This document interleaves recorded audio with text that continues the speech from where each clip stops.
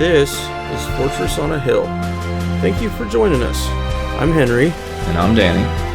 We're here to tear apart recent stories about our nation's armed forces and our veterans. We hope you'll take a critical look at what's happening with our military, and we hope you enjoy the show. Now, let's get started.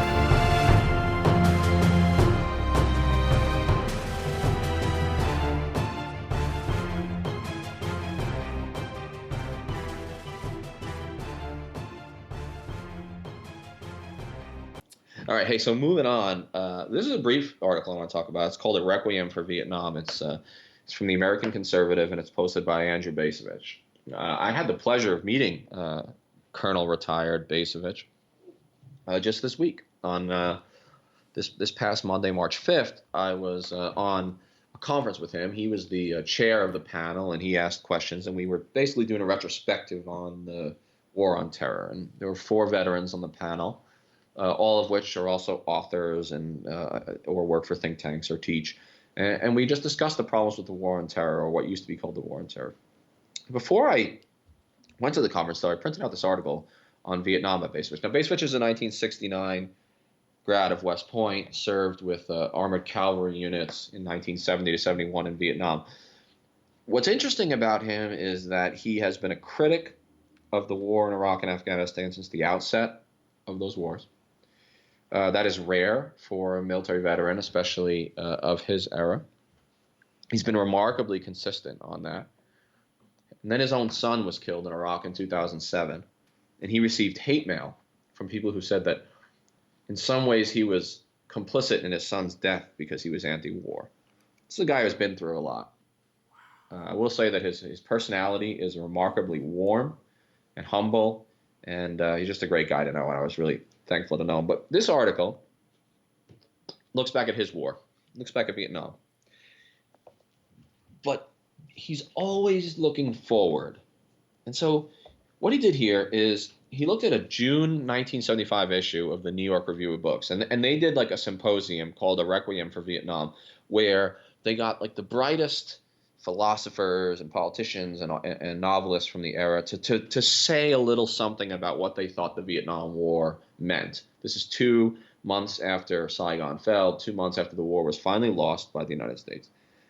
And Bacevich knows what he's doing, because the quotes he picked to highlight could just as easily apply to the war in Iraq or the war in Afghanistan. I'm just going to read you a few, and I'm going to tell you what I think.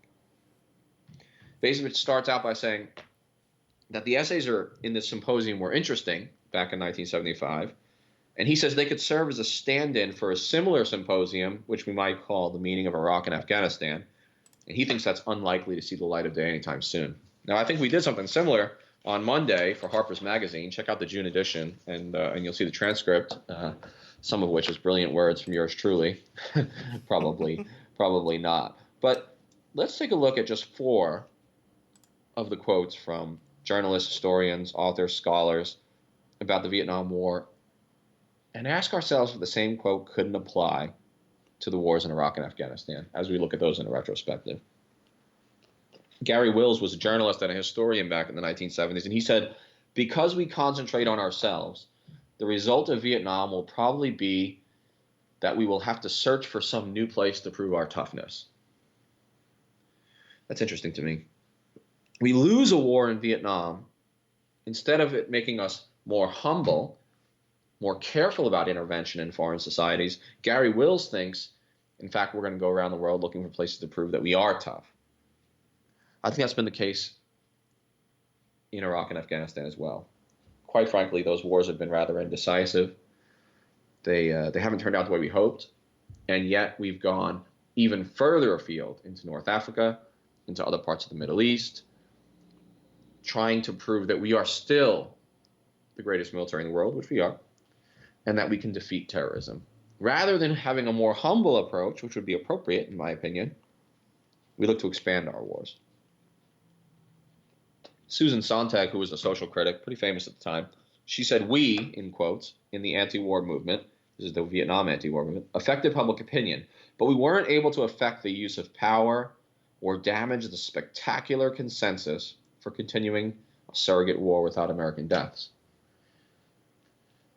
I wish there was an anti-war movement that was as strong as it was in Vietnam. But what she's saying is even that anti-war movement, of which we have nothing similar today because there's no longer a draft, she says we couldn't really stop the war.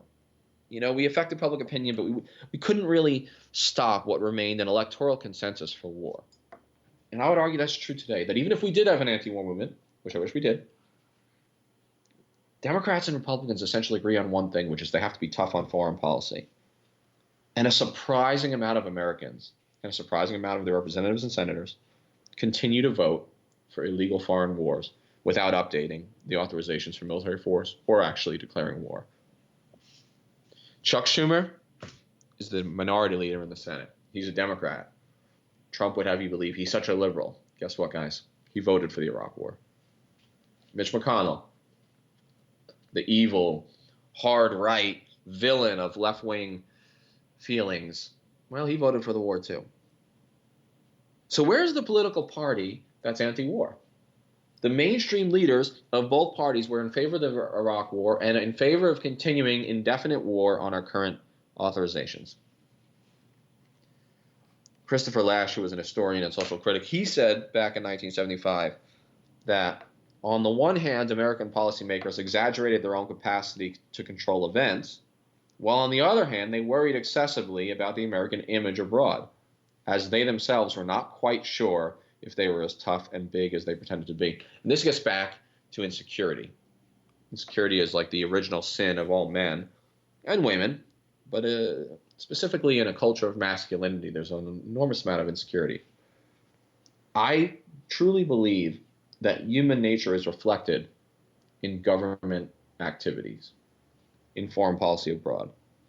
In some sense, the government or the military or the policymakers at the top really are just a reflection of the flaws in human nature. Too often we bomb places or we send troops places because we're actually insecure about how powerful we are or aren't, because we actually doubt our ability to change societies with our military. We feel like we have to prove something abroad. The war on terror, in one sense, has been one big campaign of revenge.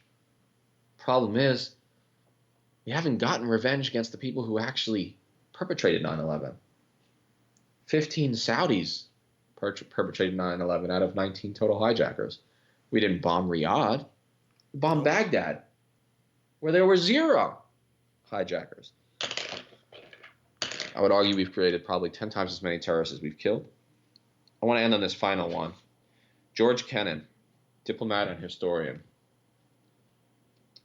He wrote in 1975 that the lessons of Vietnam are plain and few. Not to be hypnotized by the word communism and not to mess in other people's civil wars where there is no substantial American strategic interest at stake. Here's what I want you to do, folks. I want you to take that word communism and I want you to insert terrorism, and let's read it again.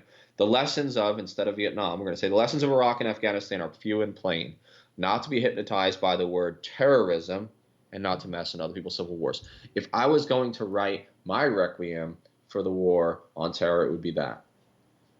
You can't call everything you don't like terrorism in order to give yourself an excuse to invade that country or bomb that country. And one should be very, very careful about getting involved in other people's civil wars. It rarely turns out well. And here's a quick prediction. And if I'm wrong, guys, email me. If I'm wrong, troll me on Twitter and in the comment section of my articles. Don't worry. You'll be in good company. I'm attacked regularly. And tell me I'm wrong. But here's a prediction. Every one of the civil wars that we are currently involved in the Middle East, Syria and Yemen are the two that stand out most. Neither of those is going to turn out in a positive way for American interests. And neither of those civil wars is going to make us any safer. So that's the last thing I want to say about that article. Bacevich does something brilliant here. He brings us back to Vietnam. He shows us what people said about Vietnam right after it ended. And I think he shows us that almost every one of those summaries could apply to the wars today. And that's scary because it makes me think we haven't learned very much from our past mistakes in history, i.e. the Vietnam War. Oh, we haven't. Listening to you reminded me of a bit by George Carlin that was around the time of, I'd say 95 or so. And he was talking about all the rhetoric around us departing Vietnam and that we pulled out, and that as a man you can't pull out. Okay, and so in going into Iraq in '91, he said that he quoted Bush, and he said, "This time we're not going to pull out. This time we're going to go all the way." And yeah, it's grade school type stuff, but it does reflect the intentions of a person. Because if you can't articulate well enough the reasons for doing it, and then you just downgrade to feelings, how people feel about it, then you're at a whole different set of requirements for foreign intervention. But no, you and I saw it in the military. The masculinity, masculinity on hypersteroids, more like it. But the nature of that, and that it drives people to do things that they wouldn't otherwise do. But the key is that can they dissect it down enough into simple things? We're taking these people to this country and we're going to fight. And then the result? No, we didn't get our result. It's that simple. It's not, but when it's put on to feelings, when Trump says something about, that we're our respect in the world, our us being on the world stage, that people laugh at us and stuff. Well, people laugh at us because of our militarism, not because we're dealing with masculinity and don't know how to deal with it as a nation. Trump talks like every single problem in the world can be drilled down to like the analogy of the bully in the schoolyard. Yeah. And it shows his intellectual immaturity, in my opinion. Foreign affairs are much grayer than the black and white fables of bullies in the schoolyard. A lot of that's bullshit anyway. I was raised on that shit too. Oh, the only way to stop a bully is to fight back. The only way to stop a bully is to show him that you're willing to fight. Even if you lose, he'll respect you. You know something? More than half the time, that's not fucking true. No. It just isn't. The weak guy, he probably just loses more and more. The bully is empowered every time he beats on a little guy. Look, I'm not saying you shouldn't stand up to bullies. I'm not saying this and that's not appropriate. But violence begets violence. It does. In world affairs and in the schoolyard.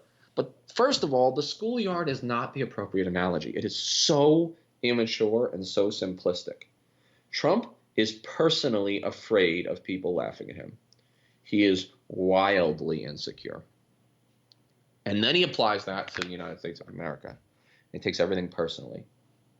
Realism and prudent foreign policy, sober strategy demands a mature, nuanced view of foreign policy. That's what matters. Last thing I want to say, though, about what you brought up. I used to teach some cultural history at West Point, which was weird because almost everybody there just like teaches military history. But I'm really interested in like American culture and how it reflects society. And you mentioned these words like pull out and how there's obvious sexual undertones for a lot of these words when it comes to masculinity. But even in the Cold War, we saw this same thing. And I find language fascinating. I'm a little obsessed with language because I think language gives a lot away. It tells us something about ourselves and what we're thinking that maybe isn't obvious at first. During the Cold War, the key terminology for each of the political parties and for all politicians was, is he soft? Is he soft on communism? Is he hard? Is he hard on communism?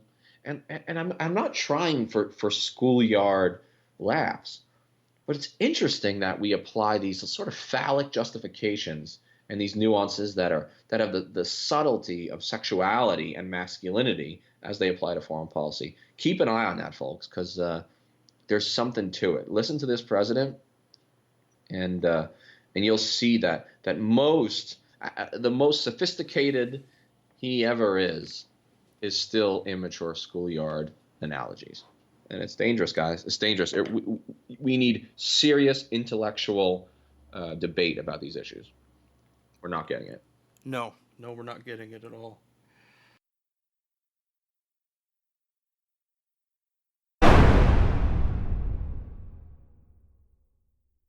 All right, guys, we're moving on to a different subject. I don't want to call it better or worse, but got some VA stuff for you. I want to talk about a fella named Earl Geisler. Earl is a U.S. Marine veteran who was diagnosed with bladder cancer at age 46. Doctors told him that his choices were to remove his bladder, which is as horrible as it sounds, or die from the cancer. He chose to have his bladder removed. Some 20 years later, the VA started compensating both the veterans and their family members for a variety of diseases due to the massive contamination of water at Camp Lejeune. Earl filed a claim for compensation in 2014 as bladder cancer was one of the covered diseases. He was denied twice, with the second time being because he's a smoker. Now, he served about 800 days at Camp Lejeune between 1963 and 1969. The doctor who treated his cancer in 92 noted that Geisler hadn't smoked since 1971, and therefore he didn't link tobacco usage to the disease. For example, the American Cancer Society notes that after 5 years of quitting, the risk of bladder cancer is cut in half. Other medical studies show that after 2 decades of no cigarette use, smoking related risks are of that of a person who's never smoked. Now, he mentioned that another glimmer of hope came in 2016 when DAV, Disabled American Veterans, agreed that there is association between certain diseases and the contaminants found at Camp Lejeune. Bladder cancer is among one of those presumptive diseases. The presumptive status rule became effective in 2017. Geisler hoped that by establishing presumptive status, it would be easier for veterans to obtain disability benefits. However, there's a recent update from the DAV that says his appeal is right now before the Board of Veteran Appeals, which is it's as far as it goes. I think isn't it the Supreme Court after that? Veteran Appeals. I think that's the last one. Right. So I want to talk for a minute about what a presumptive disease means. Presumptive disease status is given to a diagnosis of certain diseases without requiring specific evidence to demonstrate that military service had caused the disease. It happens when the number of veterans is so great in acquiring the disease in question that the VA can presumptively say any service member who meets the criteria for location and diagnosis of that disease will be approved. A good example is I have fibromyalgia. Fibromyalgia is covered for Iraq and Afghanistan vets as a presumptive disease. So if you served in any of those conflicts and you get fibromyalgia, the VA just checks you off. They don't have to prove that you got it from there. I'm uplifted to hear that Earl's claim made it to the Board of Veteran Appeals, but I have the same question that he posited to his interviewer, which is whether or not the VA is trying to throw a wrench in the works. Now, waiting in VA appeal limbo hell it just sucks. I filed for my 100% in 2011, and it took me 4 full years to get it. So if you're serving, make sure that you document any issues that you have and file for every claim you can when you're leaving the service. I'm looking at you, sir. You make sure you take care of it. My guess is that Earl's claim will be approved, given all the facts I mentioned, but it doesn't change the hardship of how long it takes the VA to process a claim. Some veterans are unable to work and might end up simply living off the disability rating payments, which at the lower levels are a pittance if you can't work. Then if a condition becomes worse, you still have to file for your increase and wait through multiple appeal levels to get your compensation. Now we get to the really nasty, angry part here. A VA whistleblower has accused the VA and the Trump administration of denying veterans' claims regarding water at Camp Lejeune. Although VA leaders have expanded online communication relating to Camp Lejeune benefits, the agency has done nothing to resolve previous concerns by veterans regarding the medical credentials of the subject matter experts who routinely denied Camp Lejeune disability claims by veterans with presumptive diseases. Going back to that thing that happened with Earl, getting a denial that simply says you're a smoker, the answer is no, is a pretty common thing. And it's never made sense to me how people that are not medical professionals can be hired by the VA as subject matter experts, because they're not subject matter experts other than in giving people denials. So, but if you don't understand the disease, how it works, the different ways it can show up, why are you doing the job? In 2016, veterans groups, in conjunction with Yale University Law School, filed a lawsuit against the VA because the Veterans Health Administration, currently headed by Mr. Shulkin at the time wouldn't respond to a Freedom of Information request to allow veterans to retrieve information about the credentials of the subject matter experts. Internal VA documents reveal that the 400,000 of the veterans who served at Camp Lejeune from 1953 to 1987 are already deceased. Due to the nature of the contamination at Camp Lejeune, the 500,000 veterans that are living are likely to have a higher mortality rate than the general population. The majority of deceased or living Camp Lejeune veterans and their families have not received any compensation for the health effects of the contaminants there, or for the loss of their children who were miscarried as a result of the toxic water on the base. And it goes on to say that a female veteran was unable to get a claim approved based on the fact that she can't have children. And while that may not cause her specific physical pain, the mental and emotional pain of the idea that you were a young person who wanted to have a family and now can't, you can never replace that. You can't take that away. And also, I feel like there's a little gender bias here, because if it was guys and their ability to procreate, that might be a little easier. But we're all more easy to give women's benefits not as much credit as they deserve. Currently, veterans who serve who suffer from critical illnesses like neurobehavioral effects, miscarriages, and infertility, they receive no disability compensation. To me, there's no reason that Camp Lejeune and all the guys that serve there can't get the same kind of program set up that the guys for Agent Orange has. There's no reason for it. It's just money and politics. So, let's be clear. The fact that we are so strict about VA benefits in certain cases, and that the VA is so concerned about giving away money that's not deserved, when we remember that the VA benefits are a pittance. They are a pittance compared to what we spend on one F-35 fighter bomber. mm-hmm. What we spend on just deploying one soldier to Afghanistan for a year, which has been estimated to be approximately $1 million to pay for one soldier to spend a year in Afghanistan. Wow. It's mind-blowing that, because you know from first-hand experience, VA benefits are appreciated. Absolutely. They are necessary. Nobody's getting rich off them, though. Nope. People, especially if they can't work in addition to their VA benefits, nobody's getting rich. Nobody's sitting at home fat and happy pulling in such a big VA paycheck that they're buying a BMW every year. All right, that's the last thing we need to worry about. What we need to worry about is what Honeywell's doing and what Lockheed Martin's doing, and all those generals going through the revolving door and then becoming consultants for these military industrial behemoths. That's where the real corporate welfare is. The arms sales to Saudi Arabia for $110 billion. Not soldiers who were exposed to bad water 50 years ago, Camp Lejeune. The least we can do is take care of those people, because no one's getting rich. Absolutely. And in reference to what you said about me, I'll just let the listeners know something that's changed since one of the last ones I talked. I'm going through what's called the IDES process now, and IDES is what used to be called MEBs, which many of you know is a Medical Evaluation Board.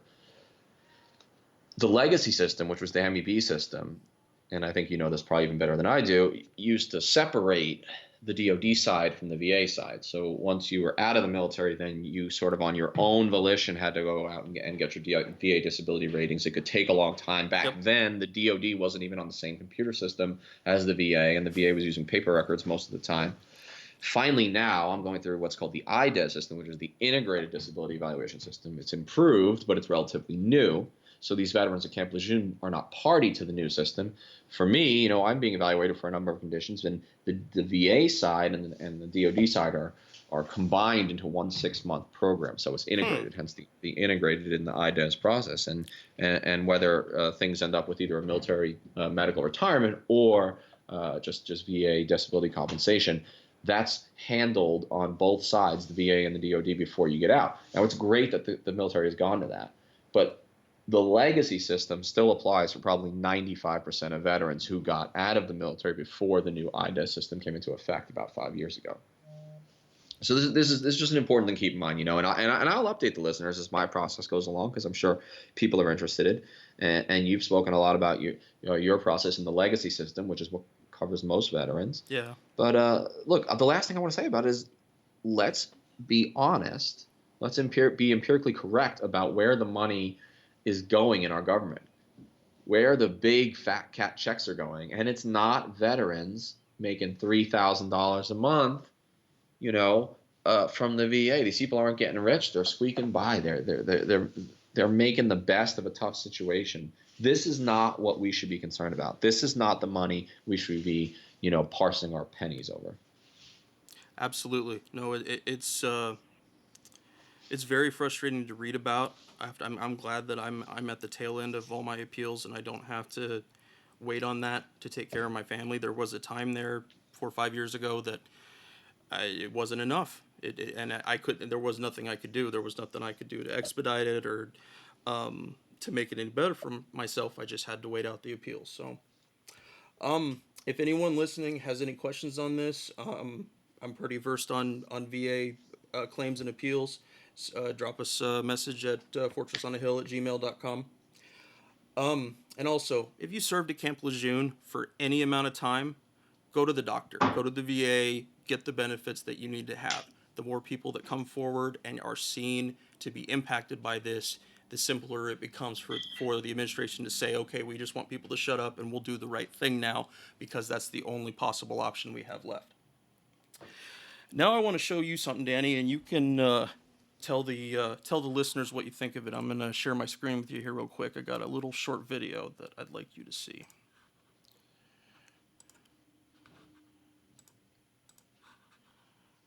Find the right button. There we go. Okay. Can you see what I'm doing? I cannot. Okay. Oh. Didn't hit the second button. There we go. Okay. Here we go. Take a look at this.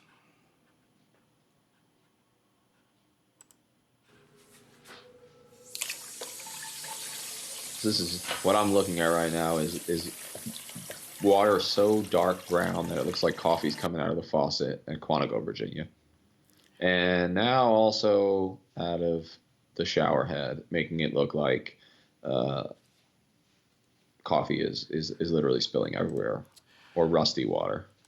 My guess is that's not from 50 years ago. No, that's not from 50 years ago. That is happening right now, like you said, to some of the Marines that live at Quantico. I can't tell you how apeshit I would go if I went into the bathroom that my Joes were in, my soldiers were using, and their water looked like that. I would not stop until something got it changed. And again, I don't know what process the NCOs and officers there have done to try to rectify this, so I can't comment on that. But the least that we can do is make sure that people have decent facilities to live in. Barracks are already tore up and a lot of them old in many cases. I'm sure that the place we're seeing this faucet from is from a building that was built in the 50s or 60s maybe. But these are the kind of things that troops do deal with. And so the Camp Lejeune thing, if it seems way out there, it's not. It's really not. Because often it's the lowest bidder that takes care of military contracts, and stuff like this does happen. So if you live at Quantico, get in somebody's ass. I hope you guys can get it worked out, and I hope that it doesn't make anybody sick. But Danny, you saw it. That is some nasty, nasty looking water. Yeah, it's hard to believe that it's real, quite frankly. And that this is going on in the year 2018. Yeah. After 17 years of war, after someone's already been fired for poor conditions at Walter Reed a number of years ago, the fact that we haven't gotten all these sort of installation problems up to at least a basic standard is really appalling. Because again, we have plenty of money for precision-guided munitions that we're giving to the Saudis to drop on Yemeni civilians, but we aren't fixing the brown coffee water problem at Quantico. It's unacceptable. Absolutely.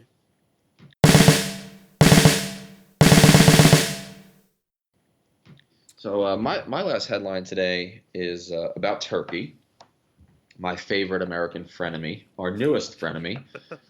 This article is called "Handling Turkey's Erdogan." That's the president of Turkey. What Washington can learn from Russia. Ooh, learn from Russia. I'm just waiting for the hate mail to come in saying that I'm like a Putin lackey, because if you ever defend Russia or say we can learn anything from them, then obviously you must be in on the whole Russiagate thing. Here's what's up, guys. Anti-Americanism is running high in Turkey, like very high. This is a NATO ally. They have the second largest military in NATO. And a recent opinion poll there shows that Turkish citizens overwhelmingly view the United States as the top security threat to their country and Russia as their leading ally. We should be concerned about that. The National Defense Strategy that Mattis put out last month says that Russia is a primary, if not the primary threat to the United States. I don't agree with that, but that's what we are currently saying, that it's an adversarial power that is revisionist and wants to undermine NATO. If our NATO ally Turkey sees Russia as more of an ally and the United States as more of a threat, then we have to take a hard look at our relationship with Turkey. Here's what's up right now. Turkey has invaded Syria and is attacking the very Kurdish forces that the United States backed and armed to defeat ISIS. So it was American bombs and Kurdish blood that liberated Raqqa and many other ISIS-occupied cities in eastern Syria. Turkey considers them terrorists, considers the Kurds terrorists, because they're fighting their own counterinsurgency against Kurds who live in the southeast portion of Turkey. And America is about to have to make a decision, which is, do we back our ally, the Kurds, or do we abandon them to potentially slaughter from the Turks? The other question we have to answer is, do we go to war with a NATO ally in order to protect the Kurds? And what happens if an American advisor who's with the Kurds gets killed by a Turkish bomb or a Turkish tank? I wish I had the answer to all those questions. I don't. What I can say for a fact is we put ourselves in this situation. We put ourselves in this situation. When we put soldiers on the ground in Syria, when we decided that we needed to get involved in Syria, we set ourselves up for something like this to happen. When Turkey invaded northern Syria, we couldn't stop them. We didn't have that kind of sway in the Middle East like we think we had or that we used to have. The area where the Turks invaded was actually under Russian air control. So the Turks had to get clearance to go into the Russian airspace over Syria, and basically therefore only had to comply with Moscow's restrictions and not with our own. This article argues that Russia and Putin have played hardball with Erdogan and have no qualms about pressuring Ankara, capital of Turkey, whereas the United States has played basically a role as a whipping boy in Turkish politics. I don't agree that the United States is as evil as many people on the street in Turkey think we are. But there is a reason they think that. And we need to take a hard look at our intervention in Syria, which I would argue is aimless and drifting along at this point. What are we trying to accomplish in Syria? How many Americans know that America currently owns 1/3 of Syria? The northeast third of Syria is under the occupation of the United States, backing our Kurdish allies on the ground. There's very little legal sort of meaning for us being there. There's no legal sanction in international law. We weren't invited by Assad, who's still the sovereign of the country, even if he is a monster. And the fact that the Turks see the United States and our allies, the Kurds, as more of a threat than the Russians, who are a traditional enemy of the Turks. I'm talking for like 500 years now. They've been fighting wars over the northeast portion of Turkey, which Russia has long coveted. All I want to say about this article is keep your eye on Syria. Syria is the next trap. Syria is the next quagmire for the United States. We are on the verge of a major regional war in Syria, and it would not take too much to kick it off. This is the problem. This is the problem with getting involved in other areas. Maybe it sounds like a good idea. Maybe we tell ourselves, oh, we're going to protect the innocent from being slaughtered. Sometimes that's true, but we often do more damage by getting involved than if we stayed out, or if we provided political or humanitarian aid rather than military aid.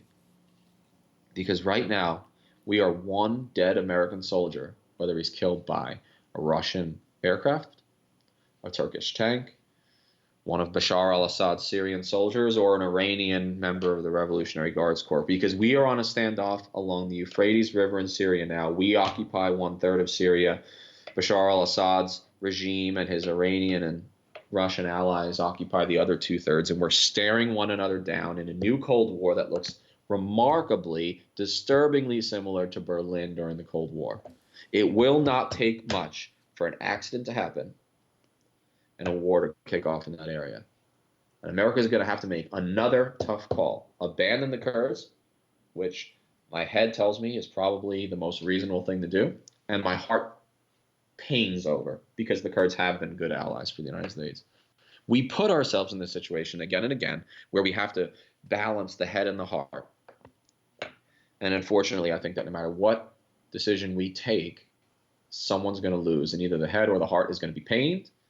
And what I would say is this right here: the fact that we may nearly go to war with a NATO ally in Syria is the exact reason why military force should be the last resort, instead of the first tool, as it's been for the United States since 9/11. And that's really all the last thing I want to say about Turkey and Syria. I mean, I talk about it every week on the pod. I'm obsessed with it. It literally consumes me every day. But I just want us to think about this again.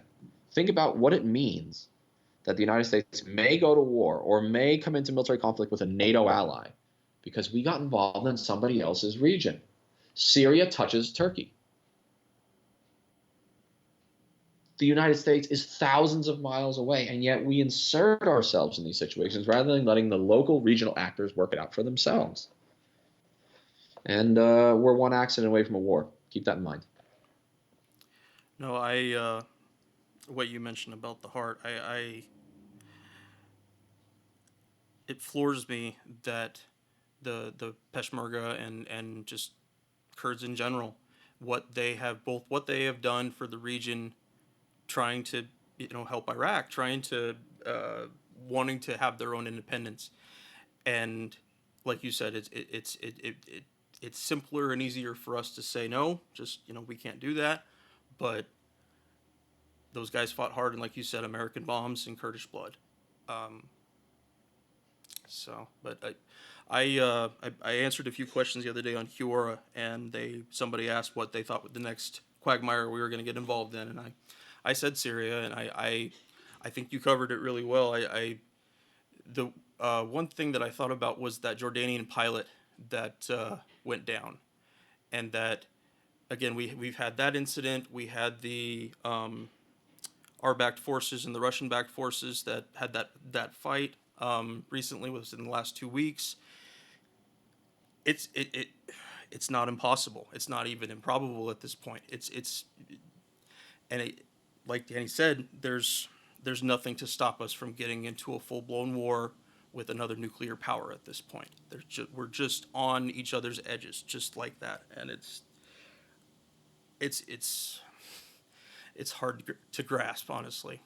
That's what happens when you put your soldiers in 70% of the world's countries, and when you put a ring of military forces around your, quote, adversaries, you're asking for trouble.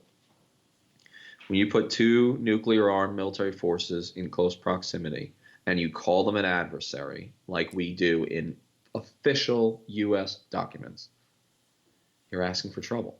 Yep. And it's that kind of hyper-interventionism that has gotten us in these problems before.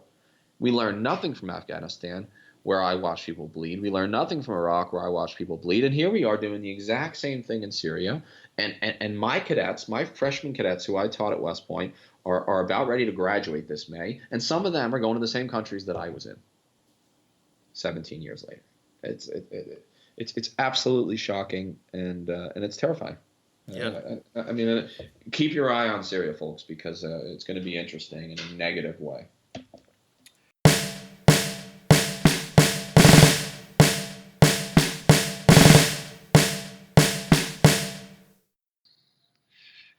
It's a staggering number when you talk about 22 out of 27 million people needing some form of assistance. If you watch the American news, whether it's the liberal or the conservative outlets, you would think that Yemen doesn't really exist. If it gets one notation on the scroll at the bottom of the screen, that's that's a good thing. On the other hand, when I watch BBC, there's some fairly regular reporting on Yemen, and that's gotten me interested in the topic. But it's very difficult to figure out how the United States population, which is very complicit in the war, as we'll talk about later, how do we get them informed and involved and interested in this conflict in a country which in peacetime, correct me if I'm wrong, is the poorest in the Arab world. Yeah, absolutely right. Yeah. And I think the other issue is particularly relevant to Europe, perhaps. People would have paid more attention earlier on if what had happened in Syria had happened with Yemenis, i.e. people had been shifting out the country in their hundreds of thousands as refugees. Yemenis hadn't been doing that. And the main reason is because most people can't afford to do it. There wasn't that base of middle-class people who had the disposable income of a few $1,000s in order to be able to get themselves out of the country. So although there have been some Yemenis who made that trip, they've taken the boat across the Red Sea and gone up through Libya and across to Europe. It's not in the same numbers that you saw as a result of the war in Syria, because people just don't even have the disposable income to buy food, never mind being able to afford the transport and being able to pay sort of people smugglers or whatever to get out of the country. So the people are displaced internally, often in very remote areas. But of course, it means that the awareness level took a long time for people to become really interested in the conflict or even aware of it, because you weren't seeing that footfall, if you like, in Europe, and it didn't have a direct impact on people's lives.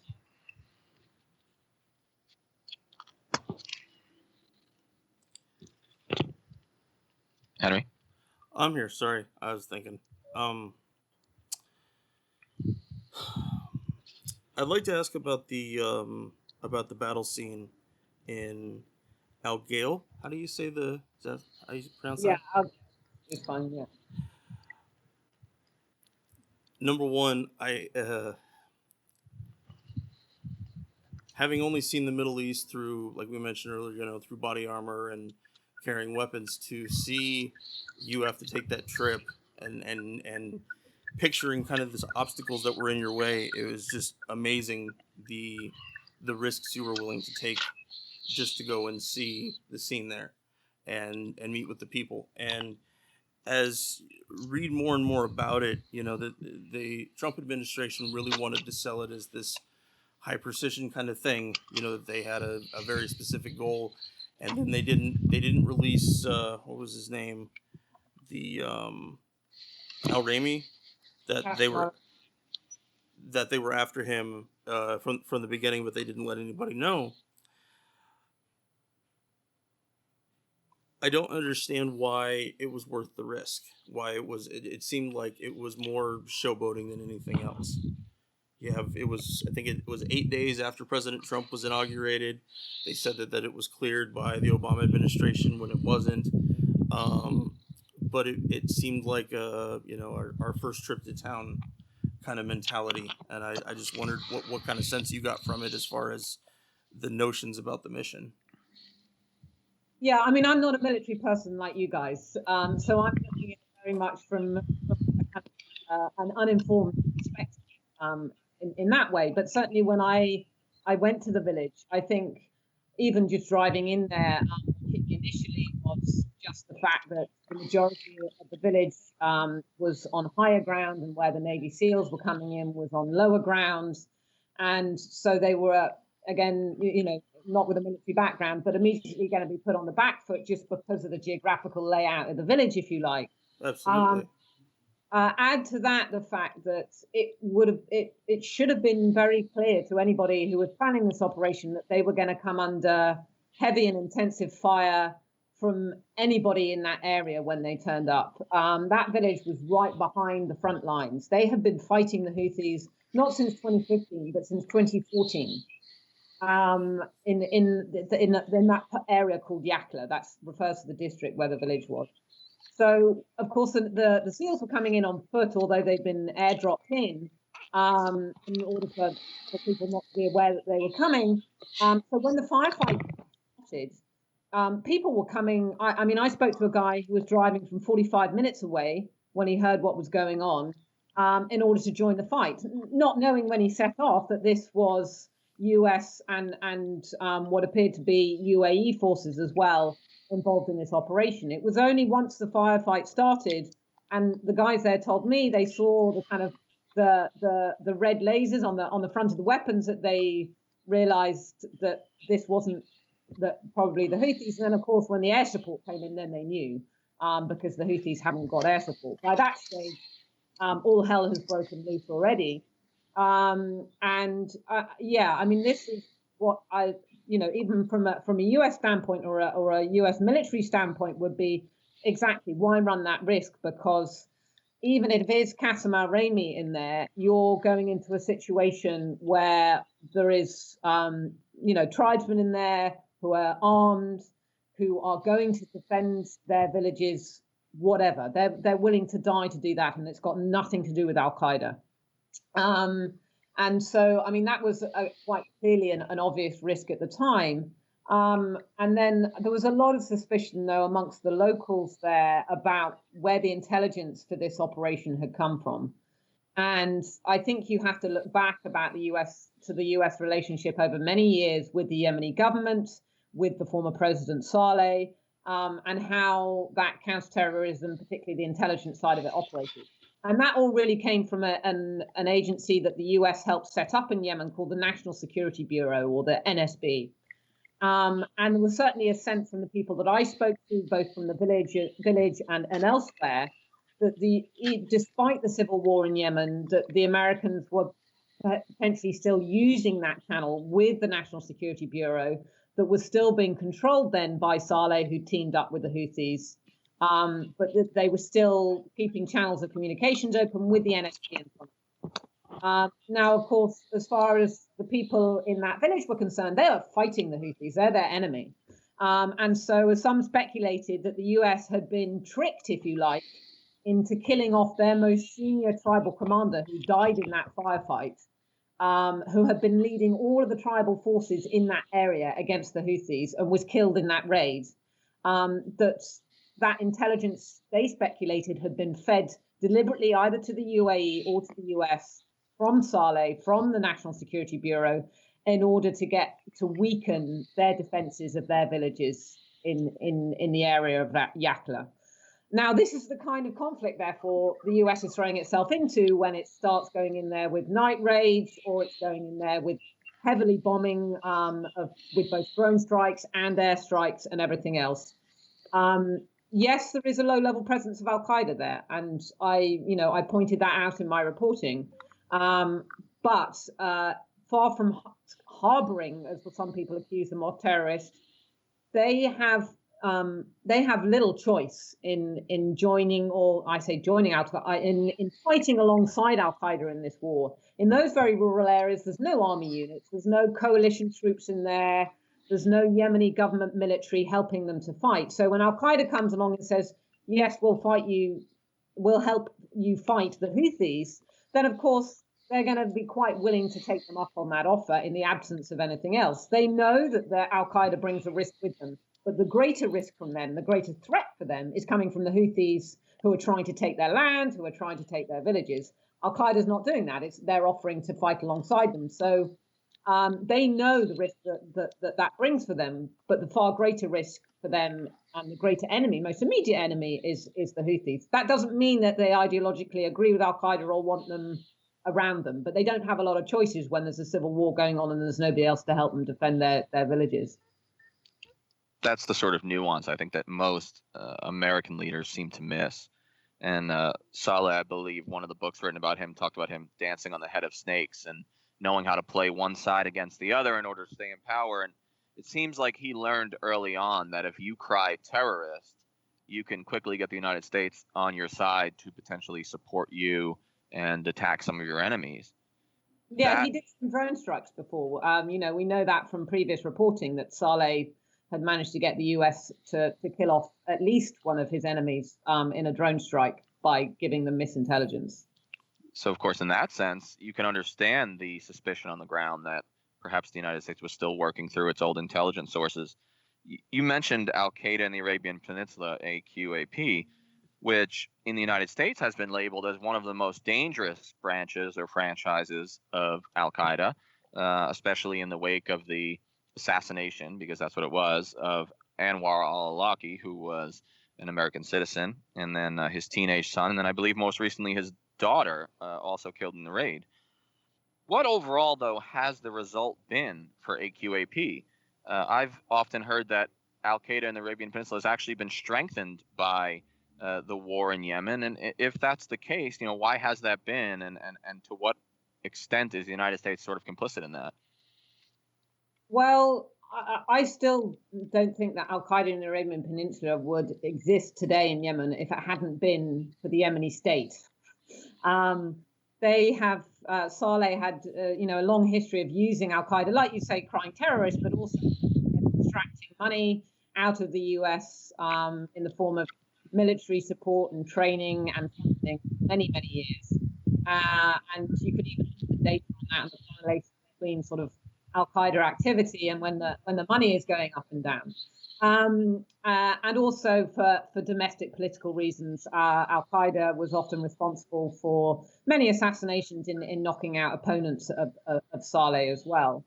But as far as their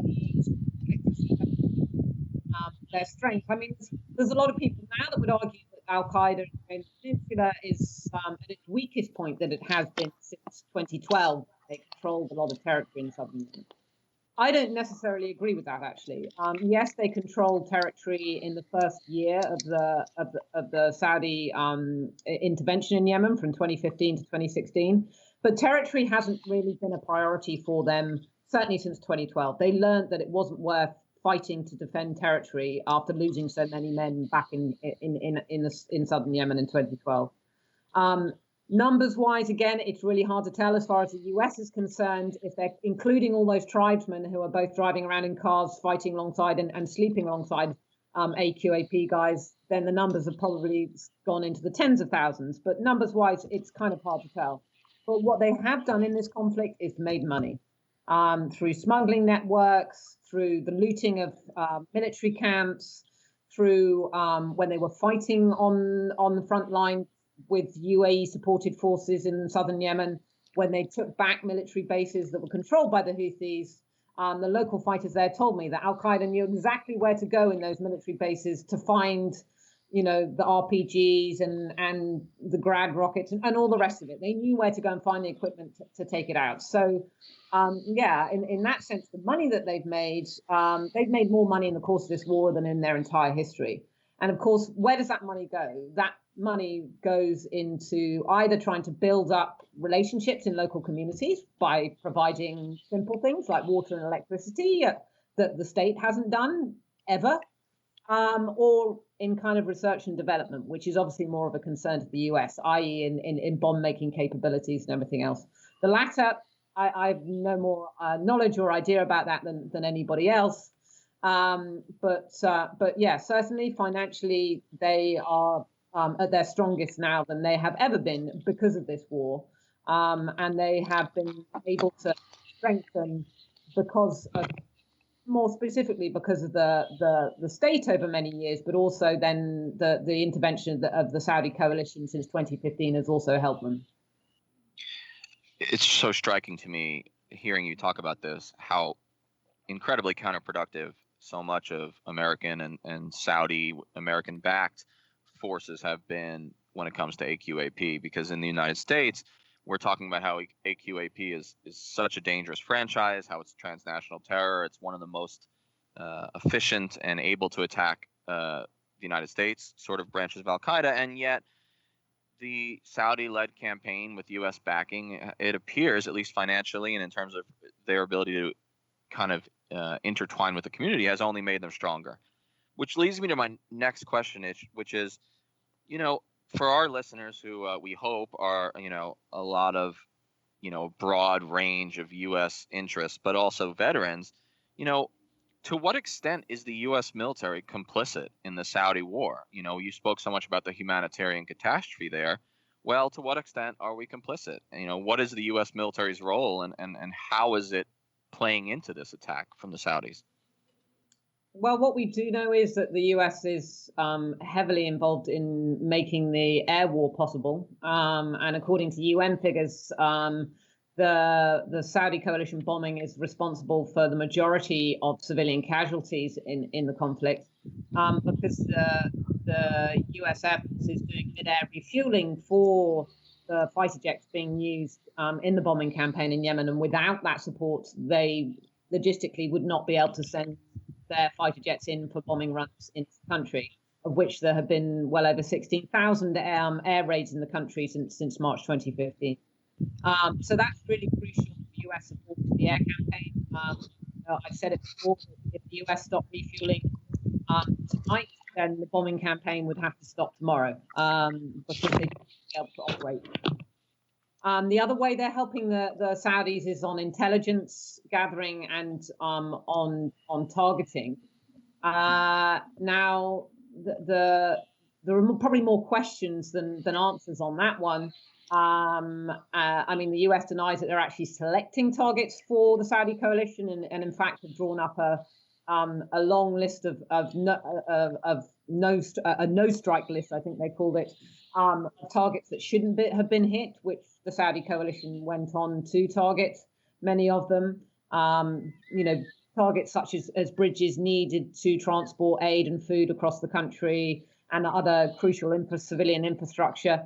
I mean, interestingly, though, that intelligence also appears to have been reconnaissance, in the sense that the Houthis managed to take down a US drone that was being used for surveillance well inside their territory, which would suggest a more direct involvement in intelligence gathering for the Saudis, and not just using necessarily satellite imagery, but using drone aircraft for surveillance on behalf of the Saudi coalition. And then the other element the third element is the US Navy. Again, there are a lot of questions about that. The US warships have been positioned in the Red Sea coast, which at least their presence may have some blockade on Hodeidah port and the import restrictions.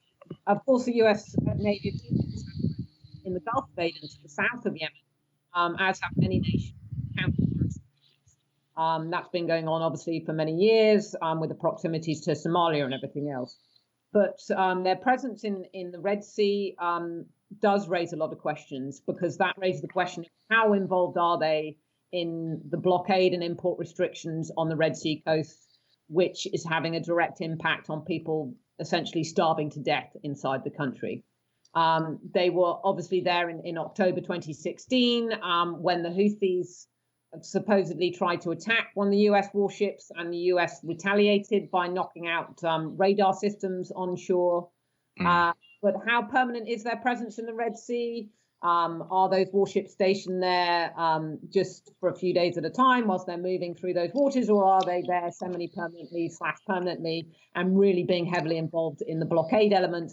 And therefore also, the Houthis see the US as a belligerent. Whether the US likes to say they are or they aren't, as far as the Houthis are concerned, and many people in northern Yemen, they see this as a US-Saudi war.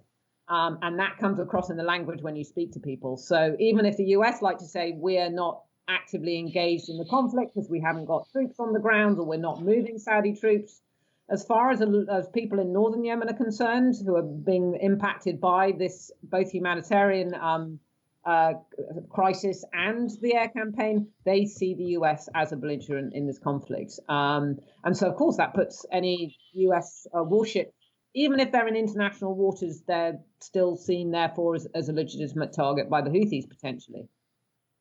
It's so striking when you said if the United States cut off the aerial refueling and some of the intelligence, that the bombing would essentially have to stop.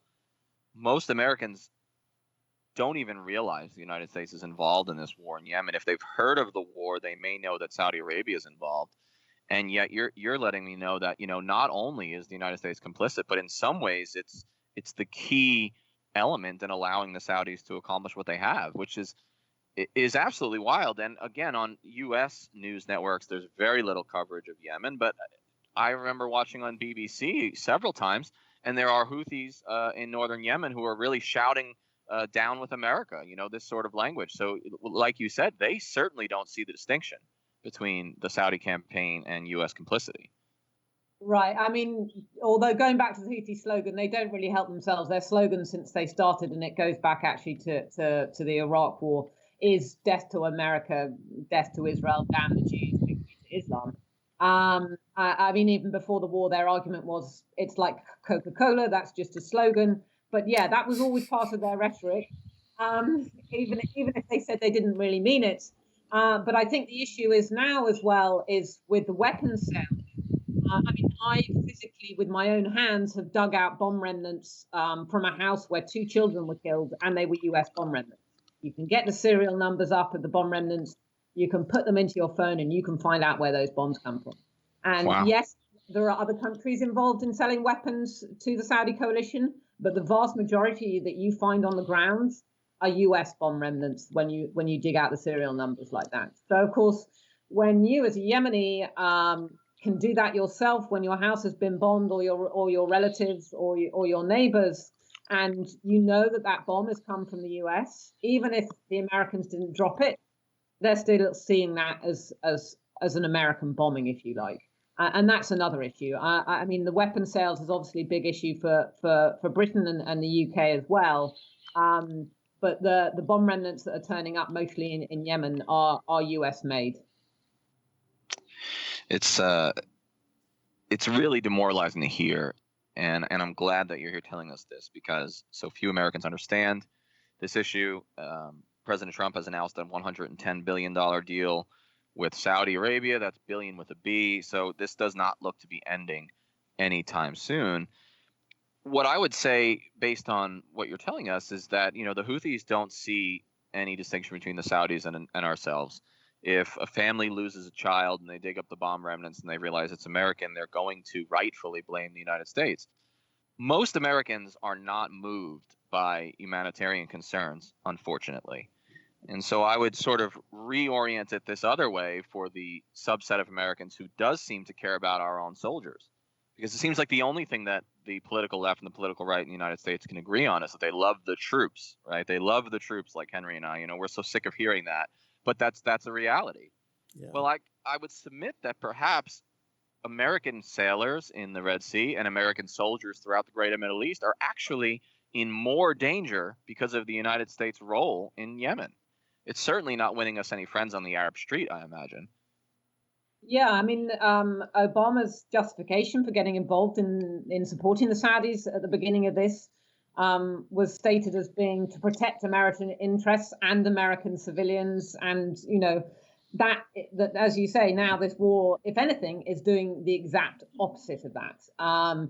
Whereas the Trump administration said that their interest in supporting the Saudis was because of a focus on the humanitarian concerns. Well, in both administrations, the U.S. role is doing actually the reverse of what has been stated as been the reason for that involvement. So yes, it's certainly increasing anti-American sentiment in vast parts of northern Yemen, which is the most densely populated part of the country, as well as perhaps people don't care so much about it, but as well as helping to starve people to death. And when I say people, you're talking about mainly children here.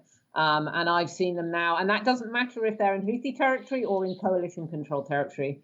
There are children starving to death in Saudi coalition-controlled territory, as well as in the Houthi-controlled north. And that's reality for Yemenis across the country now, is not being able to feed their children. This is such a pessimistic story and such a dark tale of U.S. complicity, of Saudi terror bombing, of the absolute tragedy of children starving to death, which, if it were happening in Europe or if it were happening in the United States, would be the number one story on the nightly news. One of the frustrations that Henry and I have had is getting to know Iraqi children, getting to know Afghan children. It's hard to see anything except a human face, regardless of their religion, regardless of their ethnicity. Do you see, and I'll kind of end it with this, but do you see any reasons for optimism, any reasons for hope in terms of getting the UK and the US public to care or potentially change policy? What gives you reason for hope, if anything?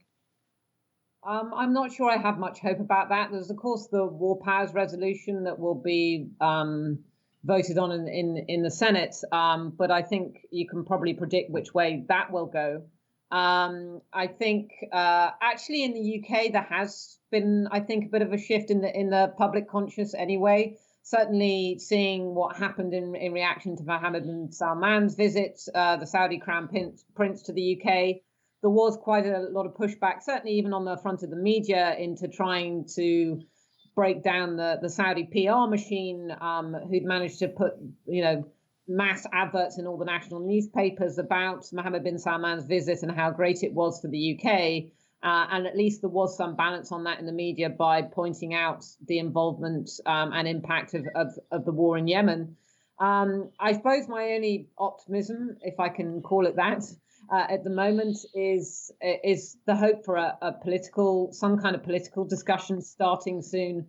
There is a new UN special envoy that's just been assigned to Yemen at the beginning of March, and we can only hope that may at least kickstart a new process of talks, because there doesn't look like anything else to be really optimistic about at the moment.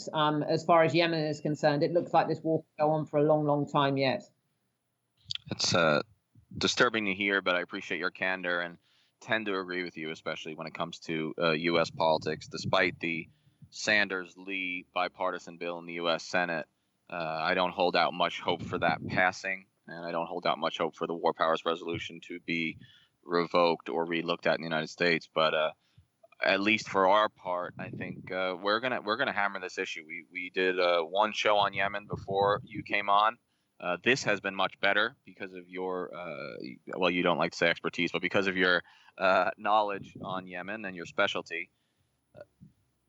We're going to keep banging this drum. And I think our status as veterans, as dissenting, skeptical veterans, with a love for the people we've met in the Middle East, is going to keep us on top of this Yemen issue. And I can't say whether that will help, but we're not going to stop reading your reporting. We're not going to stop using your headlines in our episodes, and just continue to talk about the role of the U.S. military and the U.S. government in this humanitarian disaster and helping to create one of the 4 famines across Africa and Southwest Asia. So, Henry, do you have any other final questions for Iona?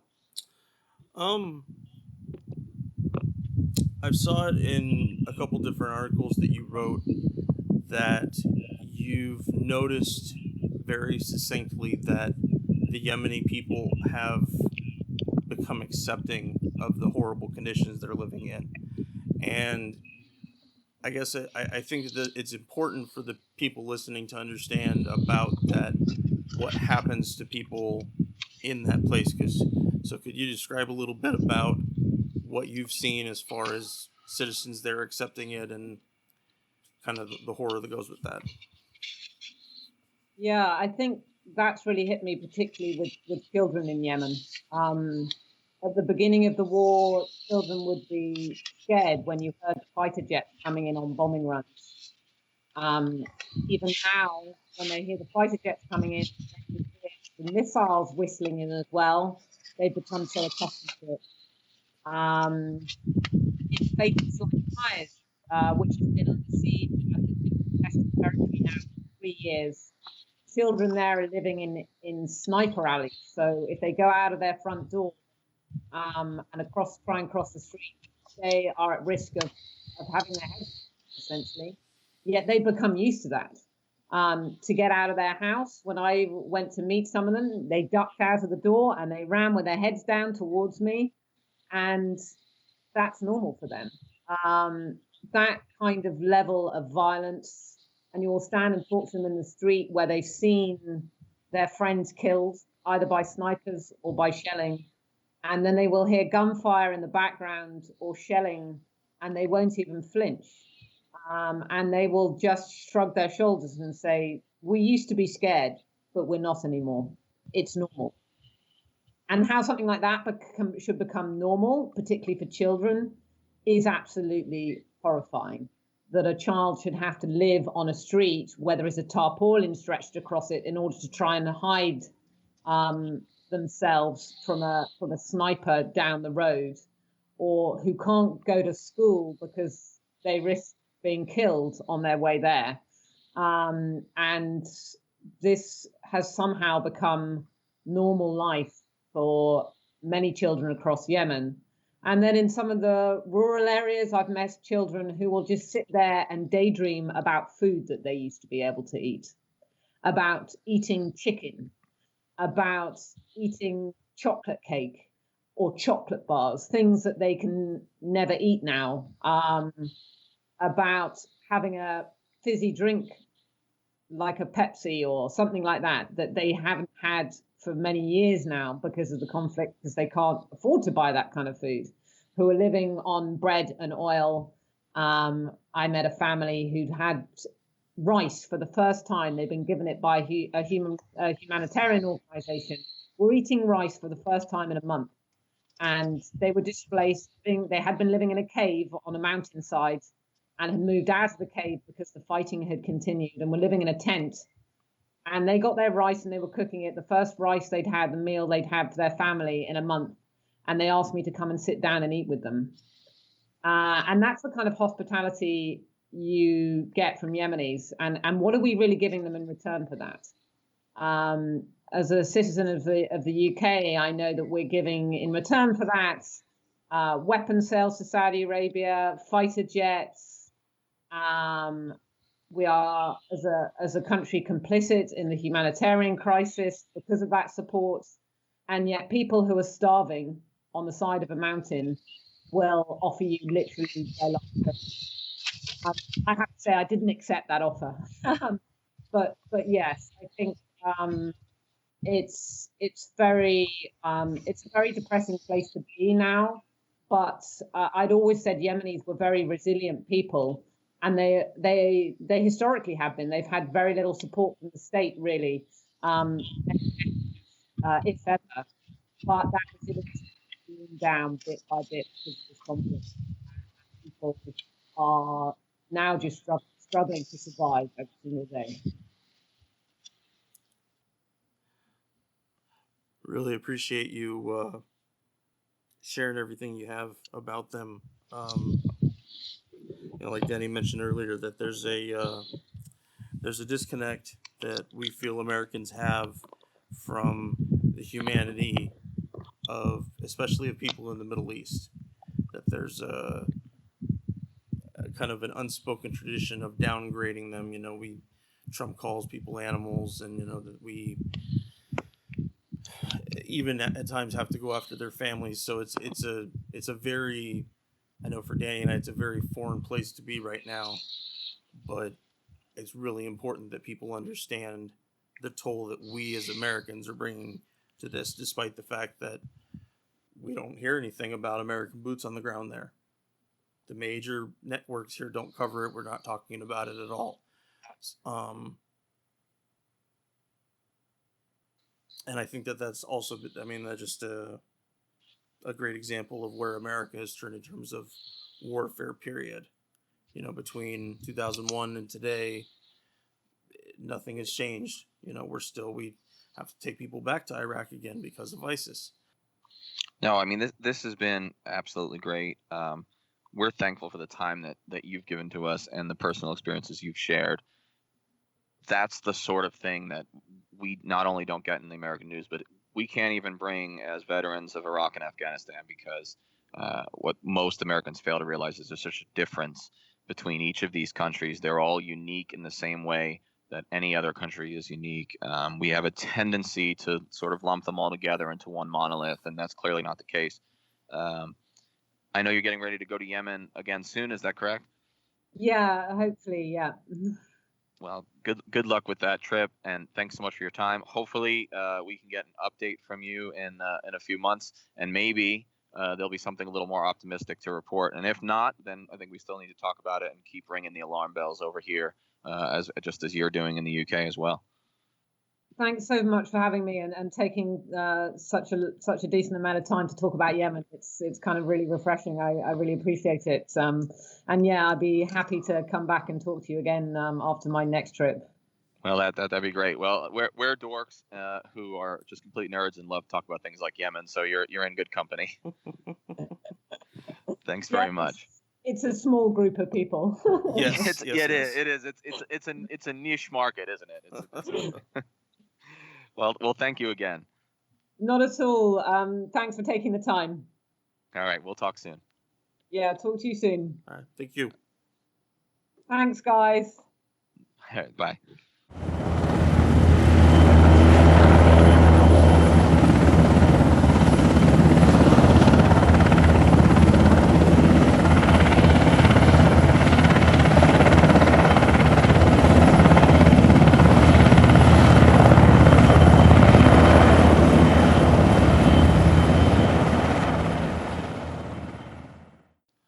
All right, so I'm going to get us started with the second iteration of our rant, the 5-minute rant. So Henry's going to start the clock. We're going to keep it to a maximum of 5 minutes. And today, because we're crazy, we're going to talk about 2 issues. The recent California gunman who shot some women, killed them at a California VA center. And then the fact that President Trump's military parade, which we ranted about last time we did this segment, will now be held on Veterans Day. All right, guys. So here's the thing. This former Army rifleman, Albert Wong, 36 years old, killed some women on the staff of what's actually the largest veterans home in the entire Veterans Affairs healthcare system out in California. Wong was a rifleman, an infantryman. He served in Afghanistan in 2011 to 12, which is exactly when I was in Afghanistan. It was not a pretty time to be an infantryman in Afghanistan. Now, here's what's up. I by no means mean to imply that Albert Wong is representative of American veterans. No. He is not. He is an outlier. He is an outlier who committed a horrific crime of which we don't even know the full story yet. I do want to say something about veterans, though, and it's this. Although Albert Wong is an outlier, don't act surprised when bad things happen involving veterans. When you, as an American people, vote for and put in power Democrats and Republicans who have perpetuated 17 years of endless war, created 2, 3, coming up on 4 million veterans of the post 9/11, quote, war on terror. Expect bad things to happen. What do I mean by bad things?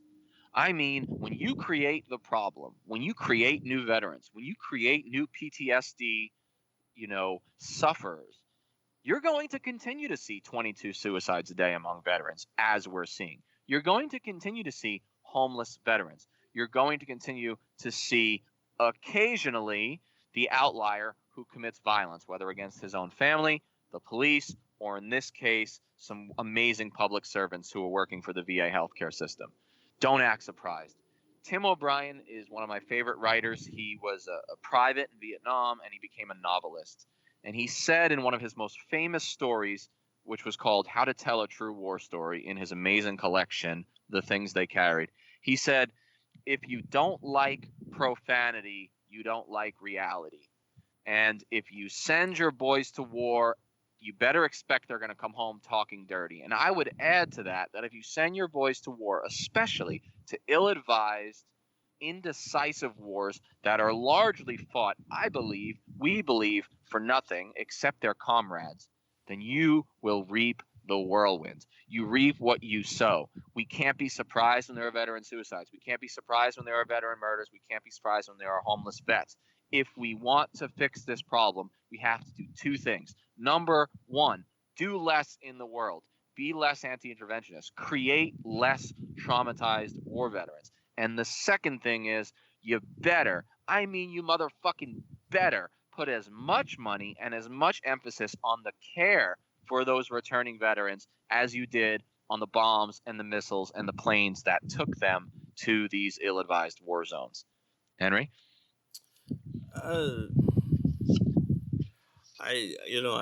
We don't really know a whole lot yet about what happened. I feel for this guy. I wonder what was in his mind that was so desperate as to do something like this. But yeah, no, warfare is not a natural state for human beings to be in, and despite what we heard from Iona earlier, that they shouldn't be, small children shouldn't be forced to live near drone strikes and to be able to find U.S. bomb parts among the remains of their home or the remains of a family member that got hit by the drone strike. That's another thing we're getting ready to cover is about drone operators and seeing the horror, in 4KD or whatever it is. I don't know however the awesome designation goes for these days for resolution. But no, it's just that gradual dehumanization. Yep. And you know what's great about this is President Trump is now putting his military parade, a ludicrous concept in the first place, on Veterans Day. And all I keep thinking is, with all the flaws in the VA, not to say the VA doesn't do great work, they do, but for all the flaws, which largely are determined by funding problems. Yes. Okay? For all of that, we're going to spend tens of millions of dollars on a charade, a parade, a party of militarism in Washington, D.C. Now, it looks like there won't be tanks in the street, thankfully.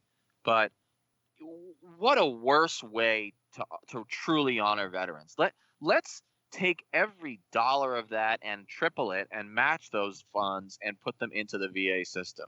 Let's make sure soldiers on disability have enough to live on. Let's not be stingy when it comes to our veterans, because we have asked a lot of them for 17 years now, and there's a whole lot more veterans than anyone was planning for because of these post 9/11 wars.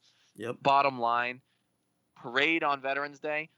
First of all, I want to see it renamed Armistice Day, because Armistice Day is what it used to be called after World War I, when the countries of Europe, along with the United States, got together and said, this will be the war to end all wars, and we won't have to celebrate future wars because this will be the final one.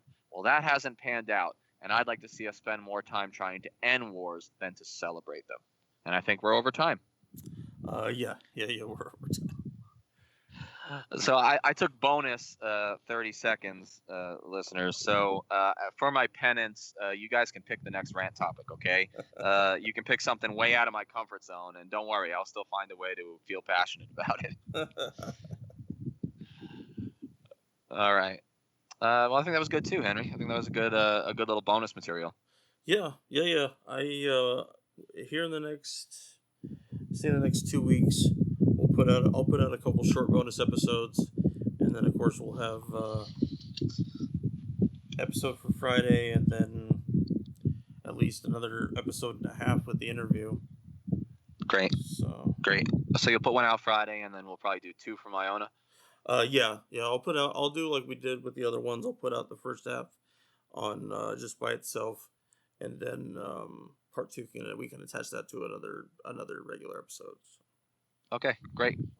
All right, man. Well, let me run if that's okay. I got to pick up my son from Boys and Girls Club, and then he won't care what I've been doing because that's the great thing about 9-year-olds. Me and you were talking about the most consequential things in the world, and now I'm going to pick him up. And we're going to talk about like superheroes and stuff. So it's actually kind of refreshing, actually. I do the same thing with my sons, and I really enjoy that too. It's so nice to get away from all the bombs and everything. Yeah, hell yeah. Well, I think we got about an hour 40 of usable material, so that's great, man. We're still ahead. Let's keep it up. All right, sounds good. All right, man. Talk soon. All right. Bye. Bye. Thank you for joining us today.